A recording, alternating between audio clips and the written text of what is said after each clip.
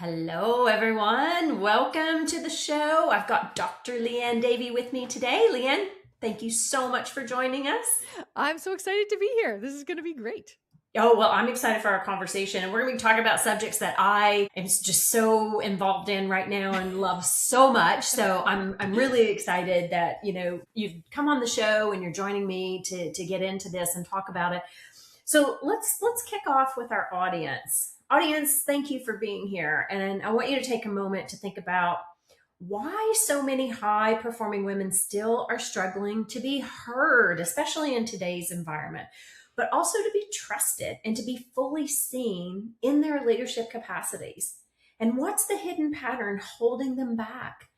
Dr. Liane is an expert on this, and we're excited to have her joining us to flesh out this conversation and talk a little bit about where this comes from. So let's just start there. When you think about trust and leadership, what do you feel like are some of the biggest misconceptions that women carry into the workplace, around the workplace, and even maybe bringing it home with them at the end of the day? Yeah, I think especially bringing it home with them at the end of the day. It's a hard question, and there are infinite answers to it. But the one that I'm paying attention to right now is we're really talking and focused on our workload. Mm. And I don't think it's our workload that's the issue. It's our thought load. So thought load is an invisible tax on both our performance, but also our presence that comes from these rising cognitive demands, all that we are trying to pay attention to, plus increasing emotional burdens that are coming at us from every direction, including from within. Yes. And then our declining energy reserves to carry that load. So I think one of the things, particularly for women, is that our thought load right now is so high that we're just coping. Yeah. And when you're just coping, you don't have that clarity of what matters, which means you don't bring your most creative, most impactful ideas to the work. When you're just coping, surviving a heavy thought load, you're not really present for your colleagues or to collaborate in a way that makes the whole greater than the sum of the parts. And you're making choices at every moment of the day to conserve energy. And those choices tend to then cause you to just pull yourself backward a little bit. So I think the reason that women, so I don't want to speak for all women on the planet, but the reason that for some of us, we're not as potent in the workplace as we could be is because we're taking on more of the thought load than the men are. And that thought load is having real impacts on how we show up. Well, and I love how you just described that. And when we talk about thought load, like when you were saying that, there was definitely different phrases or words that came into my thinking, like, this is hard, or, I can't handle, I'm at capacity.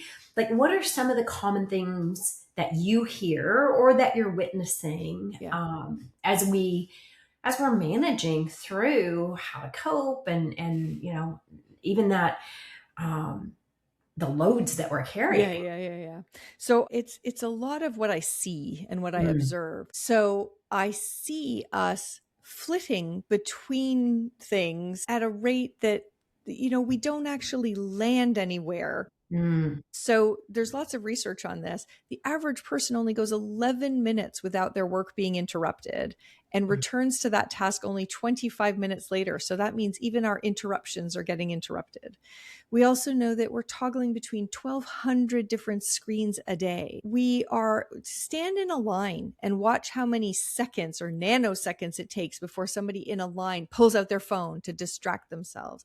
So I see people whose attention is being diluted across so many things. And even in a meeting, in a training, I just watch how many people are sucked into something else.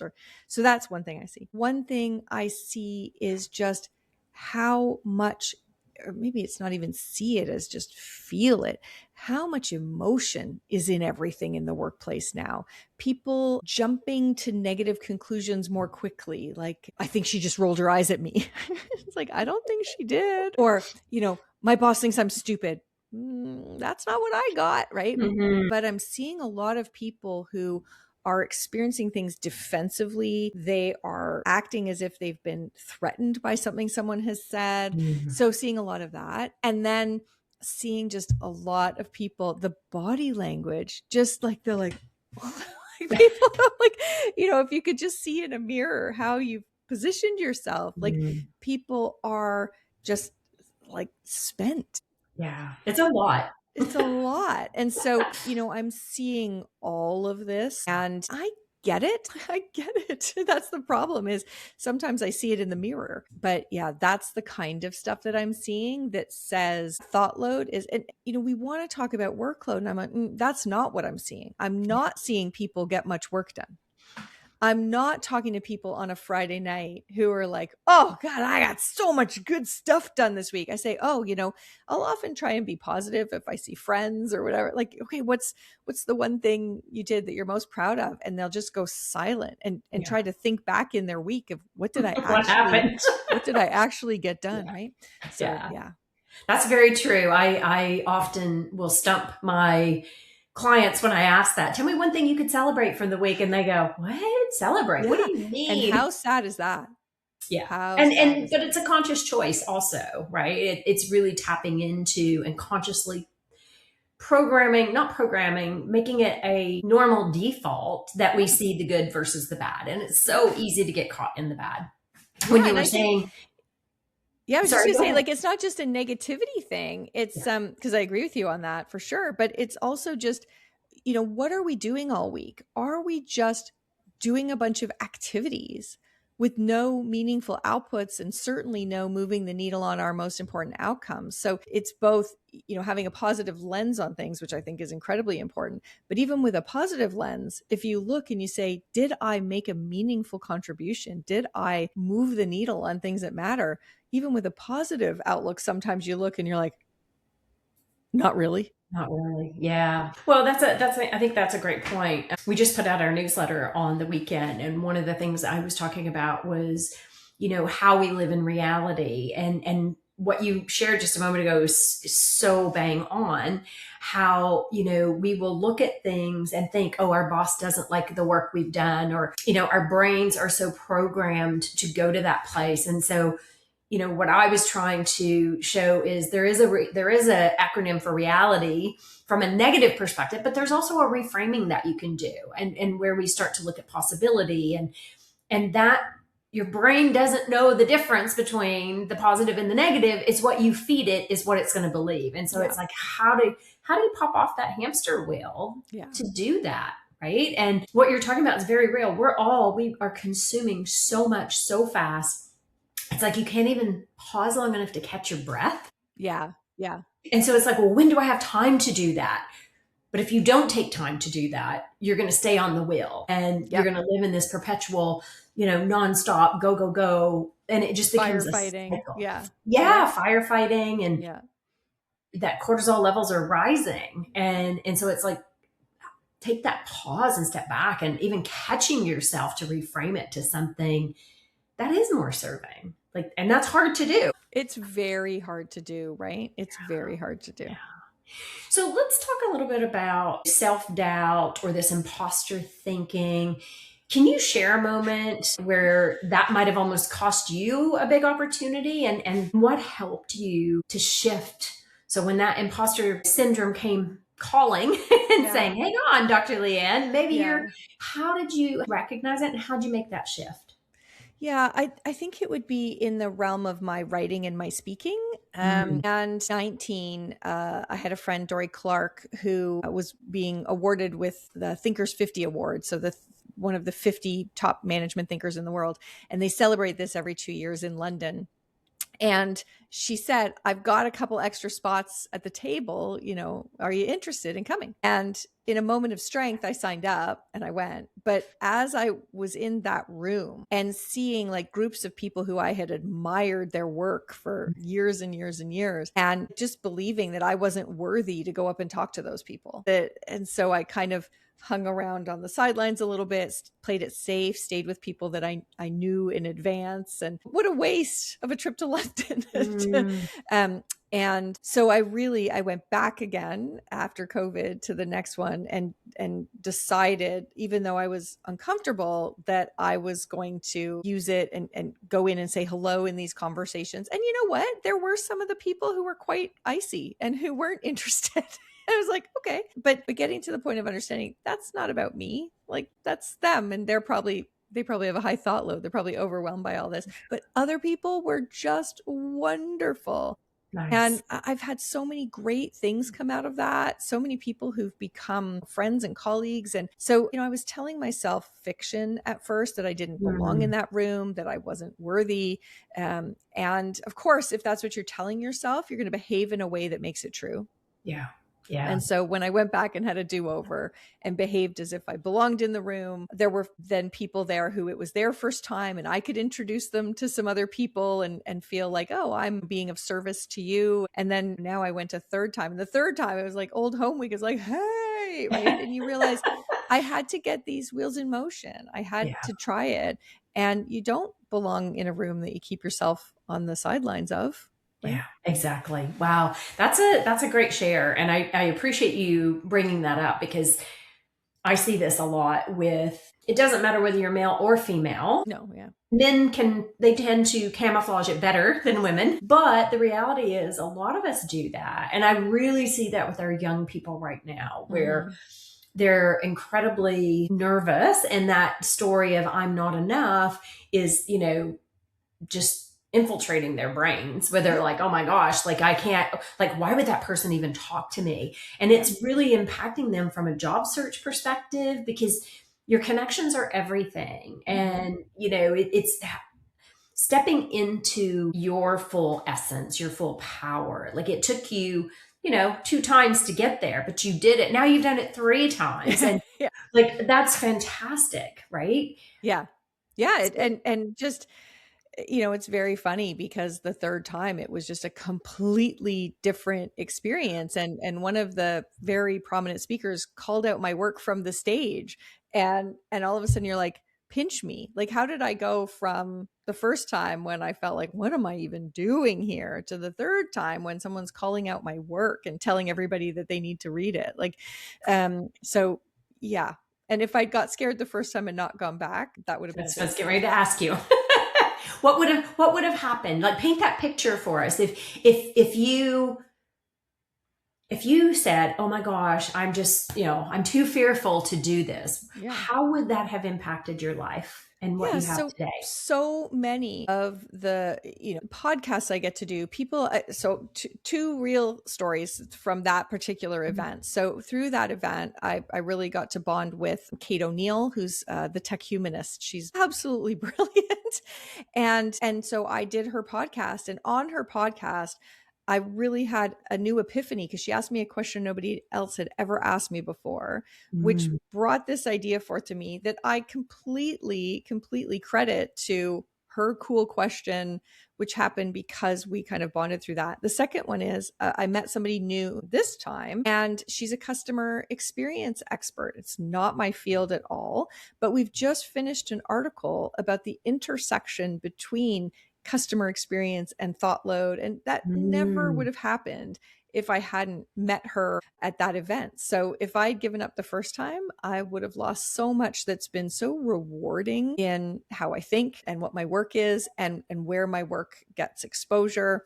It's just really been amazing. I love it. I love it. And I think that messaging is so important, right? Because it's real easy to sit back and say, well, what if I make a fool of myself? Or what if I, fumble somebody's name, or whatever the stories are that we tell ourselves.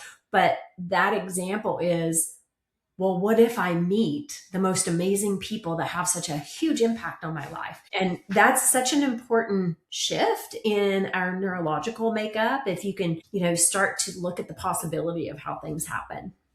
Yeah, it was amazing how that all started with just like Dory kind of saying, hey, anybody want to take this open spot? And now 7 years later, it's led to just so many wonderful things. Oh, amazing. Yay, Dory. If you need a sidekick in the future, Liane, call Absolutely. me up and say, Vicki, come on, let's go. Come on. That's fantastic. Well, I think, and I work a lot with this as well with clients, is the subtle choices of language that we might use. And, how sometimes like over apologizing or we're notorious for saying I'm sorry in Canada or sorry, right? And that's a very normal thing. But when we soften those statements, especially women, how is that eroding, the conversation, your authority, your leadership credibility? Yeah, we just play small, right? And we play powerless. So the other word, so sorry's one, and I love the recommendation that replace the sorry with a thank you. So instead of, I was a real crier when I worked in a company and had a boss, and every once in a while something would happen and tears would flow down my face. And of course, what I wanted to say was, I'm sorry. And ultimately that's a terrible message. Like, I'm not sorry I'm human. I'm not sorry that I care so much about this that it made me upset. So I switched to thank you for sticking with me on this. Thank you for caring enough about me to let me talk myself back into sanity. And so that's one. The other one is, and it's not my thing to point out, but somebody else wrote a great article about just, right? And how often women put the word just before something else. Oh, cool. Like, what's your role on the team? I'm just the admin assistant. I'm like, what do you mean just? Who do you think's running the place? Yeah, really. And so, so play small and we give away power. So it's so interesting. It's like, when you talk about, do we get power in the workplace? I'm like, well, first, can we talk about how often we give it up? We walk in and we put ourselves subservient. We just ourselves into a corner. So yeah, language matters, and don't give it away. Don't give it away. Yeah. I had a group that I was working with on earlier this week, and we were talking about like, how do you take statements that are often in our language and how do you reframe that or rephrase that into a power statement? Because you're right, when we use just, try, but, all of those things diminish what we're talking about. And we're all guilty of it. I catch myself, even sometimes I'll be like, oh, I'm just checking on you. And it's like, no, I'm not just, I am checking on you.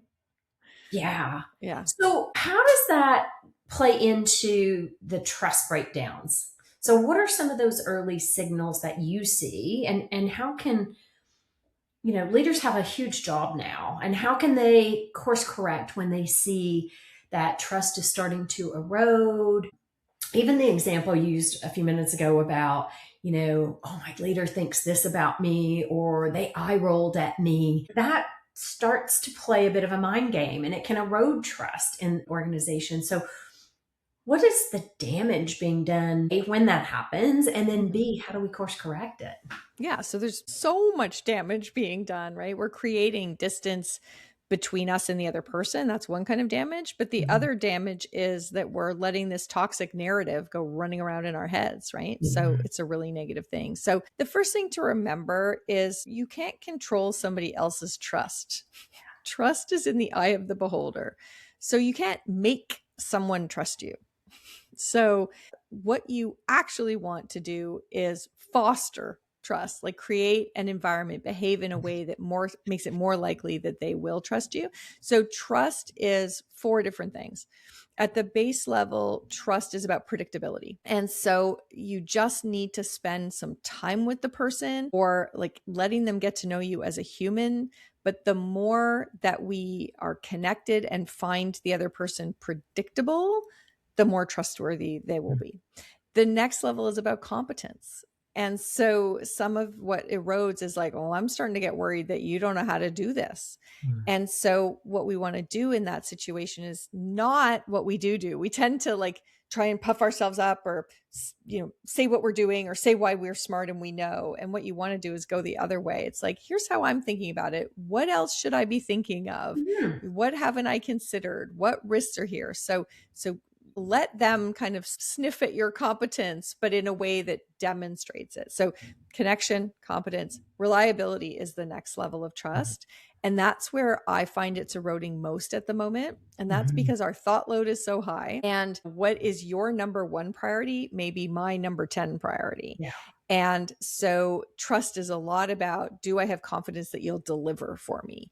And so doing little things like when you don't have time to respond to an email, responding to the email to just say, I can't give you the proper answer on this now, but I will get back to you tonight or whatever else. Or this isn't as far as I hoped it would be, but here's the 3 steps that we've managed to, so that, they start to see that even when you're not delivering, you're dependable in that they're going to know, you're going to be transparent. There's not going to be surprises, because surprises really erode trust. Yeah. And then the 4th level is integrity, which is, comes in so many different flavors. But one that I think is really important is not being afraid to show vulnerability.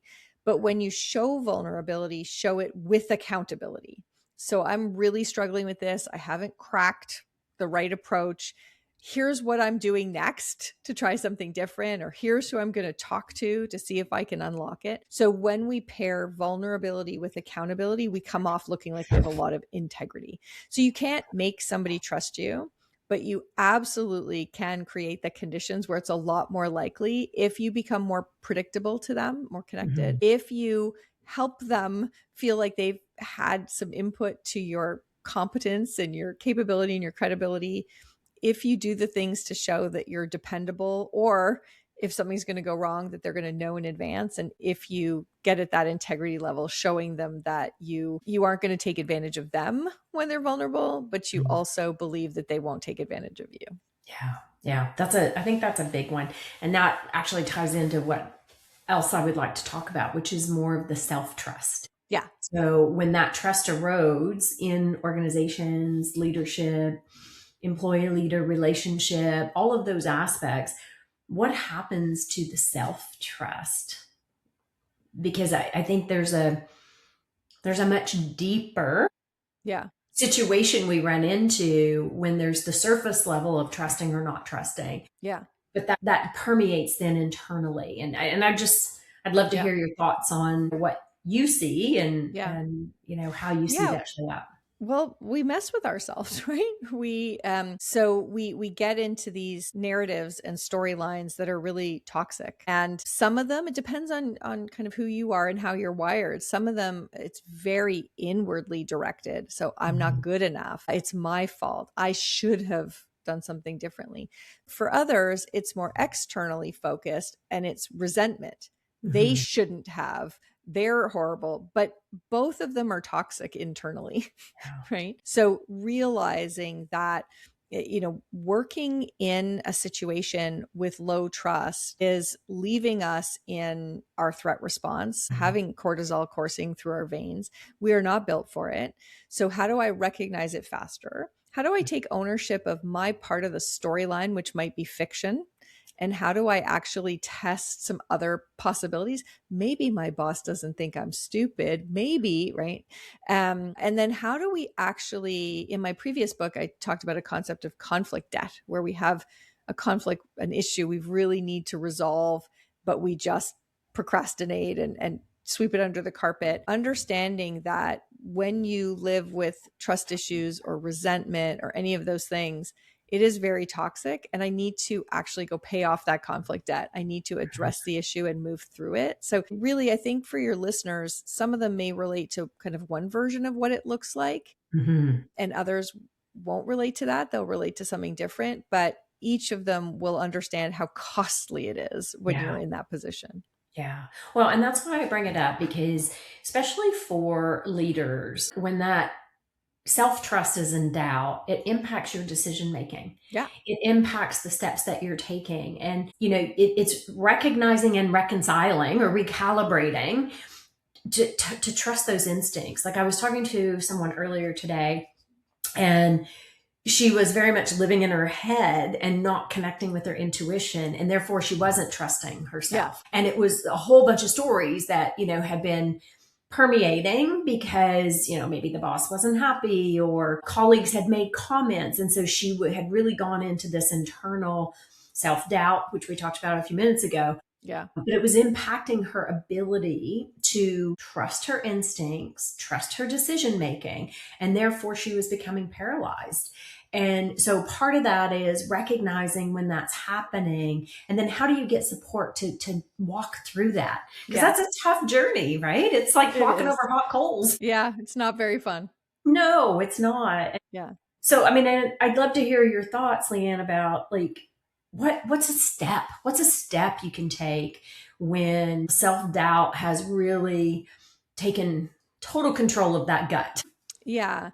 So the biggest thing for me is starting to understand and recognize the difference between emotions and feelings. And we don't really have language to help us do that, because when we're talking about an emotion, we talk about it as how we feel. So it's not helpful. So emotions are preconscious, complex physiological responses based on a pattern of learning and that sort of thing. Non-negotiable, not something we can control. And feelings are the cognitive, intellectual stories and narratives that we put on top to help us rationalize and explain what we're experiencing in our body. And so as soon as you start to recognize that those are two distinct things, that's to me one of the most important steps. So I'm having an emotional experience. My palms are sweating, my stomach's lurching, my thoughts are racing, whatever it is. Then the first thing to do, normally what we do there is we immediately go like, why? What, like, why are my palms sweaty? Or who? Like, who annoyed me? Who did what? Right. Who did what? And those are the wrong two questions to start with. So the first question to start with is where? So when you're having that reaction, stop and think about, where is it? Is it in my gut? Is it in my, all over my skin? Some of us blush, or some of us we get goosebumps or that sort of thing. Where is it? And the fascinating thing about thinking about where is it is immediately you experience it as somewhere different from where whatever you is that's thinking that thing. And you go, oh, that's over there. Okay. Like it's not me. And so where gives you a chance to kind of take a breath, figure it out. Then what? What is that? How would I label it? Right? It's anger, but is it jealousy? Is it, right? What exactly is it? Once you've done that, that's all about the emotion. Now you can start to interrogate the story you're telling yourself, right? Now you can say, why am I coming to that conclusion? Why is that triggering me? Right? Those sorts of questions. And just pulling those two sections apart gives you the chance to say, what else is possible? What else might be going on here? What's another explanation for this? And if you can get to that possibility, it doesn't even have to be right or true, but just enough flexibility to think, maybe this story I'm telling myself is a fiction. Then you can get to, what's one thing I can do that will move me in the right direction. So it's very interesting. If you're really stuck in this, I think it's because you have not fully comprehended the difference between emotions and feelings. And therefore you are believing the fictions that you're telling yourself. And that's why you're kind of getting into this spiral of things. So, yep, learning to pull those two apart, learning to consider other possibilities, and to go from anxiety to action. That would be my first advice for something. Yeah, no, that's great. I mean, I love how you're describing separating the emotion from the feelings, and also recognizing that we all have lived experiences that will take us down this path of, which in my world, I call it climbing the ladder of conclusion. Yeah. So what is the story that you've built, and how true is the story? Because there's a lot of assumptions, interpretations that we will put into it, maybe because something happened in our past that makes it feel it's the same today. So when you were talking about the boss, right? Boss rolls the eyes and you go, oh my gosh, because you might have had a boss at one point. And so it is, to your point, it is asking that question, like, how true is that? And what else is possible? What could that other story be? I think that's a really important call out, especially as we see how much is coming at us on a daily basis. Like there's so much So noise. much, right? Yes. Yes. So much. Yeah. And we often feel like, how do we even take a breath to dissect and think about it from a different lens? Yeah. And the higher your thought load, the less likely you'll be able to do that, right? It's Yeah. why managing your thought load is so important, because Yes. if your thought load is high, you're triggered much more easily. You get into that fight, flight, freeze, or fawn response so much more readily. So, yeah, that's a reason why you have to just be constantly working to keep your thought load manageable so that you don't have that. Yeah. Love it. Love it. So I am cognizant of our time, and boy, time goes so fast. It does. But I'd like you to talk a little bit about your book. Yeah. And, just give the audience, like, I'm sure Amazon is probably the main place to find it, but Yep, absolutely. maybe just talk a little bit about it and Yeah. what was the real purpose for you creating this? And you've done a couple of books now, but what Yeah. was the real purpose for this one? Like all of my books, this is book number 4. And with every book, it's just what I need to read. It's the book I need that doesn't exist. I love it. So here it is. So thought load, manage the madness and free your team to do great work. And I needed it because of the madness, right? Mhm. There is so much madness going on, everything, everywhere, all at once, the kind of emotional dysregulation that our society is throwing at us, the fact that our companies want us to sprint marathons. There's a lot of madness. And so the book is built primarily for managers. The first half is very practical, clear strategies, 12 of them, for how you can manage your own thought load. And then the second half is 12 strategies for how you can help manage the thought load of your team so that you can free them up to do great work. And so it takes you through each of those 3 components of thought load. How do I focus distracted attention, mine and my team's? How do I process those triggered emotions? And how do I restore the depleted energy? And so folks are telling me it's exactly what they need. It's made to be a quick read, very, very accessible so that you can put it down and do something that immediately provides relief.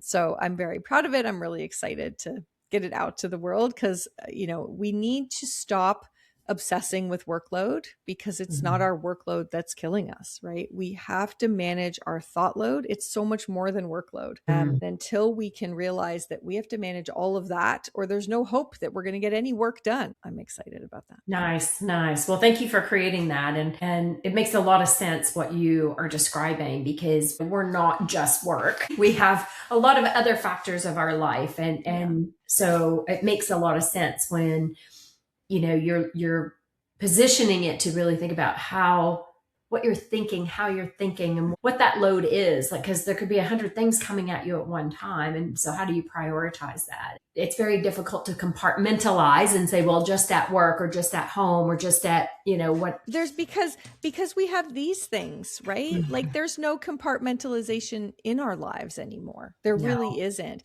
Everything follows us everywhere. So we need to manage our thought load holistically because I promise you're fretting about work at night at the dinner table and you're fretting about a kid or a partner or an elderly parent when you're sitting in a boardroom. So, we have to think about our thought load holistically. We need to manage it that way because it's going to affect how we both perform and how present we are in all domains of our life. Yeah.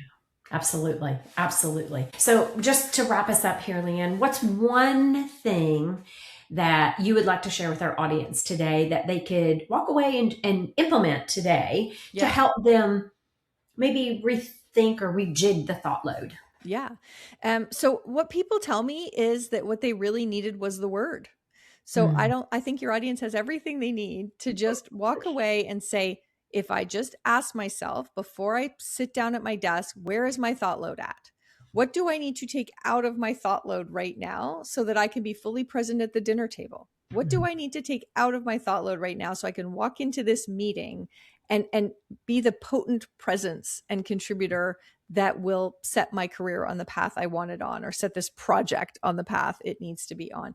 So once you have that word and you have the ability to say, you know what, this is going around, I need to park that. I will come back to it later, or this issue is really like how things went with Sally in the last meeting is left a real emotional residue. I need to go talk to Sally before the meeting so that I can get that out. So once you know the word thought load, and once you understand that your success is going to be related to how much you can manage your thought load, I think people are very able to then make changes that will improve it for themselves. Love it. Love it. Love it. Well, audience, we'd love to hear from you as you start to practice this and think about how to look at your thought load differently. And, how do you start to prioritize that so you are present in the moment? Love that. So Dr. Liane, thank you so much for being here today. And if people have questions that we weren't, because we only have so much time. Yeah, exactly. Yeah. Find you. Yeah. So thoughtload.com for lots of good stuff. And then LinkedIn is probably the best place if they have a question that they want to ask. Awesome. Awesome. Well, ladies and gentlemen, we thank you for chiming in today and listening to the conversation. And I know this is going to resonate because we all have way too much of a thought load.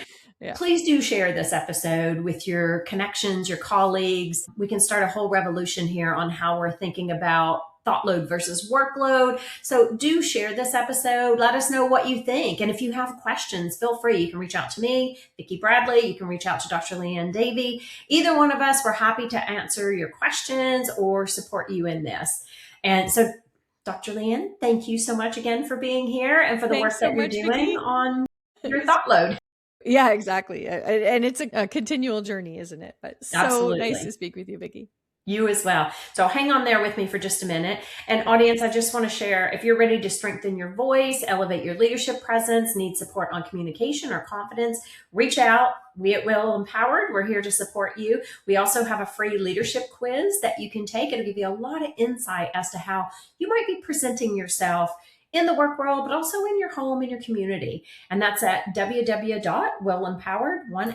So have a great day, everyone. And we'll see you on the next Women in Leadership Talk podcast. Take care. Thank you for joining us for Will Talk, sponsored by Women in Leadership Empowered. To learn more about our programs, please visit www.willempowered.com. We look forward to seeing you in our community.